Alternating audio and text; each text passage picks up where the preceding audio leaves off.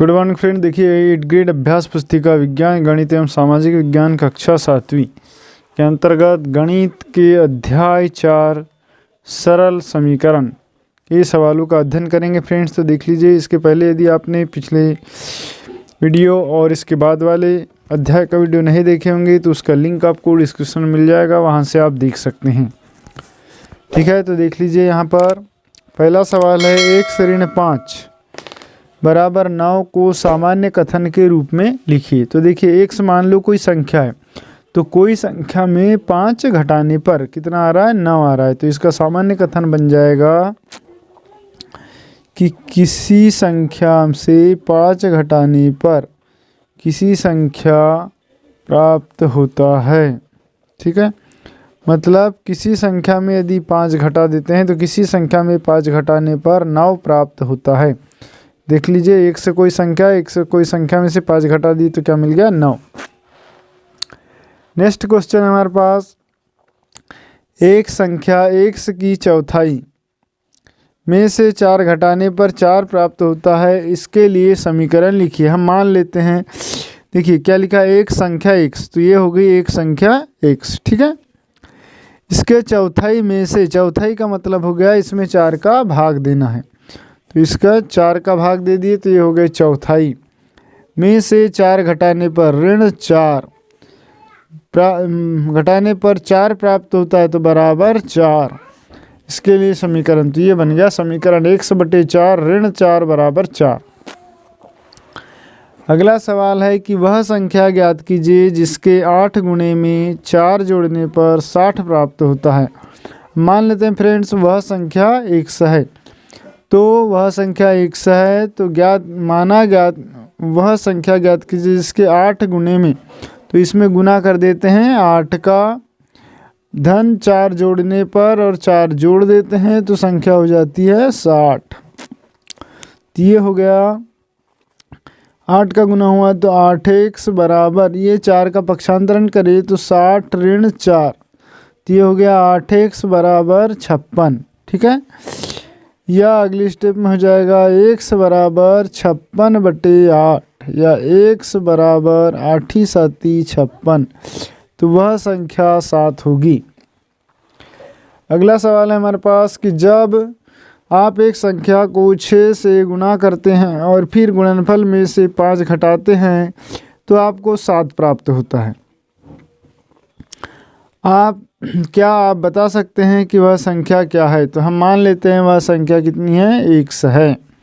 तो जब आप एक संख्या को 6 से गुणा करते हैं तो इसमें हम गुणा कर देते हैं 6 से। ठीक है, और फिर गुणनफल में से 5 घटाते हैं, 5 घटा देंगे, ऋण 5 कर देंगे तो आपको 7 प्राप्त होता है, तो बराबर लिख देंगे 7। ठीक है, अब इसको अब हल करेंगे तो क्या हो गया, ऋण 5 का पक्षांतरण करें तो ये तो हो गया 6 का गुणा हुआ तो 6x बराबर ऋण 5 इधर गया 7 धन 5, तो 6x बराबर 7 और 5 कितना हुआ, 12। ठीक है, फिर x बराबर हो जाएगा 12/6, 6 से 2 बार भाग गया तो x बराबर 2 आंसर, तो वह संख्या 2 होगी। अगला सवाल है 3 याम ऋण 14 बराबर 4 को हल कीजिए। तो इसका हल हो जाएगा फ्रेंड्स, क्या दिया है हमारे पास, 3 याम ऋण 14 बराबर 4, ऋण 14 का पक्षांतरण कर दिए तो ये हो गया 3 याम बराबर 4 धन 14, तो 3 याम बराबर ये हो गया 18। ठीक है, या याम बराबर 18 भागित 3, तो अब 3 का भाग 18 में 6 बार जाएगा तो यम बराबर 6, ये हो गया आंसर। अगला क्वेश्चन है 5/2 x बराबर 10 को हल कीजिए। तो देखिए 5/2 x बराबर 10, 2 का तिर्यक गुणा हो जाएगा इधर, तो 5x बराबर 10 गुणित 2, या x बराबर हो जाएगा 10 दूनी 20, और ये 5 गुणा में तो इधर भाग में आ गया। ठीक है, तो ये हो गया x बराबर 5 चौके 20, तो x बराबर 4 आंसर। नेक्स्ट क्वेश्चन है प्रश्न क्रमांक 7 कि किसी संख्या के तिगुनी और 11 का योग 32 है, संख्या ज्ञात कीजिए। तो हम मान लेते हैं, माना संख्या कितनी है, x है। ठीक है, तब प्रश्नानुसार, तो प्रश्न अनुसार हो जाएगा फ्रेंड्स, कितना हो जाएगा देख लीजिए, संख्या का तिगुना मतलब 3 गुना x 3x, धन 11, 11 का योग मतलब 11 जोड़ देंगे तो बराबर हो जाएगा 32। तो नेक्स्ट हो जाएगा इसमें 3x बराबर 32 ऋण 11। तो अगला आ गया 3x बराबर, देखिए 12 में से 32 में से 11 घटा दिए तो बचेगा 21। x बराबर 21/3, 3 का भाग देंगे तो 7 बार जाएगा तो x बराबर 7। अगला क्वेश्चन है प्रश्न क्रमांक 8, किसी समद्विबाहु त्रिभुज में आधार कोण बराबर होते हैं। शीर्ष कोण 40 अंश है, इस त्रिभुज के आधार कोण क्या होंगे। देख लीजिए इस तरीके से त्रिभुज ABC एक समबाहु त्रिभुज है, समद्विबाहु त्रिभुज है जिसकी AB और AC भुजा बराबर है। तो फ्रेंड्स तीनों कोणों का योग कितना होता है 180। तो त्रिभुज के तीनों कोणों का योग 180 अंश होता है और तीनों कोणों का योग 180 अंश होता है। तो कितना हो जाएगा, कोण A धन कोण B धन कोण C बराबर, अब हम मान लेते हैं AB x अंश AB x अंश, तो हो गया x धन 40 बराबर 180।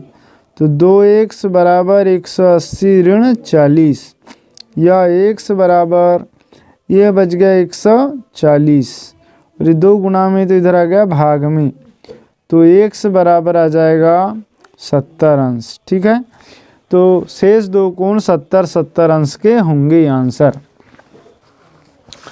अब 9वां सवाल देख लीजिए क्या लिखा हुआ है हमारे पास कि रीमा के पिता की आयु 49 वर्ष है, उनकी आयु रीमा की आयु से के 3 गुने से 4 अधिक है। रीमा की आयु क्या होगी। तो फ्रेंड्स हम मान लेते हैं रीमा की आयु 100 वर्ष है। ठीक है, तो रीमा के पिता की आयु कितनी है 49 वर्ष है, दिया हुआ है। प्रश्न अनुसार पिता की आयु, यहाँ क्या लिखा है, रीमा की आयु, उनकी आयु रीमा की आयु के 3 गुने से 4 अधिक है, मतलब जो पिता है उनकी आयु कैसी है, रीमा की आयु के 3 गुना से भी 4 अधिक है, तो और 4 जोड़ेंगे तब दोनों बराबर हो जाएंगे। तो 49 बराबर 3 और इसकी माने 1, तो 3x धन 4, तो 49 ऋण, इसका पक्षांतरण कर दिए तो ऋण 4 बराबर 3x, या ये हो गया 45 धन बराबर 3x।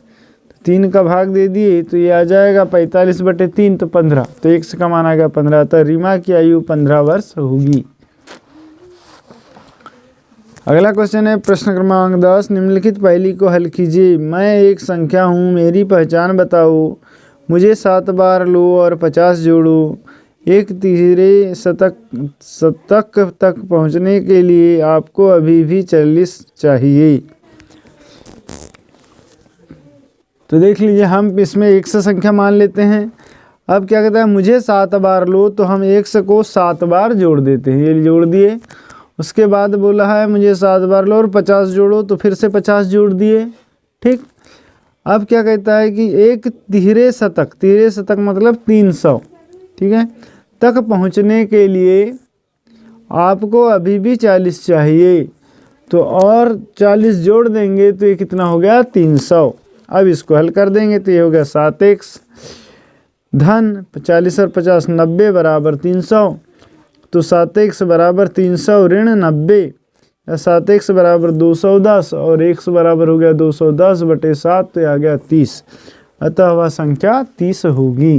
तो फ्रेंड्स वीडियो पसंद आ रहा हो तो प्लीज़ इसे लाइक कर ले, चैनल को सब्सक्राइब करें और अपने दोस्तों को ज़रूर शेयर करें। Thanks for watching.